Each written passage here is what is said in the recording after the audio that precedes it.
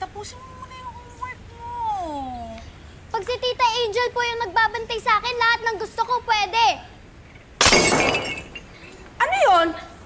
Anong ingay yon? Oh my God! Ano nangyari dito? Sino mo? Veron, sumagot ka. Paano nangyari to? Sorry, ma'am. Si Mikay kasi ang kulit. Sorry po, Lola. Anong sorry? Kailangan magtanda ka. Lola Aray! Tita Angel! Please, sasaktan ako ni Lola Aray! Aba! Mas kinakampihan mo pa yung babaeng yon? Kriminal yun eh! Ba't po kayo, Lola? Sinasaktan niyo po ako. Si Tita Angel, never niya po ako sinaktan. Hoy! Ano nangyari dito? Baliwa ka mo nga! Nagugulo ka ng ibang pasyente? Pwede kitang ipasok sa isolation room. Pagbintang ka naman sa akin, wala akong ginagawa dyan. Naabutan ko na lang siyang ganyan. Mali ko ba na malakas yung topak ng babaeng yan? Bari, papasukin mo na nga ito sa kwarto niya. Oh. Dito tayo, dito tayo. Sabi ko na si Doc.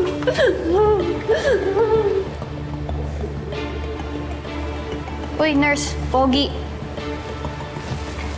Ano ba nangyayari sa babaeng yun?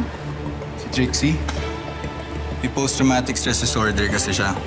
Na-involved siya sa isang gulo. Yun, na-trauma. Pagaling nga sa Amerika yun eh. Gumaling na nga, kaso nung bumalik ng Pinas, bumalik din yung trauma.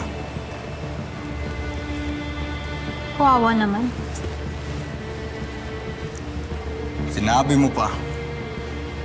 Alam mo, hindi niya nga rin sinasabi sa pamilya niya na may sakit siya eh. Yung pinsan niya lang yung dumadalaw sa kanya.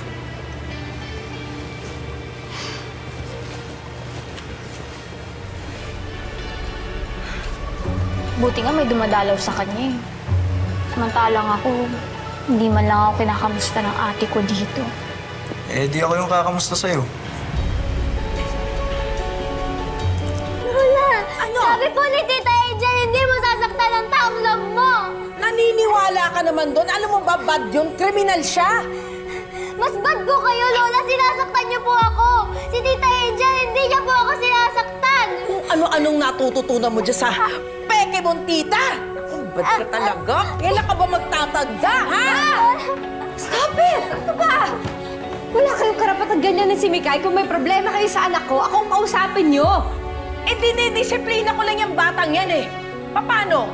Mas naniniwala pa niya sa peke niyang tita. Baka nahawa na sa kanya, nagiging baliw na rin. Ma, please don't use that word naman. Baka nasira na rin yung utak niya eh. Naging baliw na rin. Ma, wala akong problema sa anak ko. And huwag niyo na po gamitin yung word na yan. Mikay, sige na, umakit na tayo. Ayoko rin po sa inyo!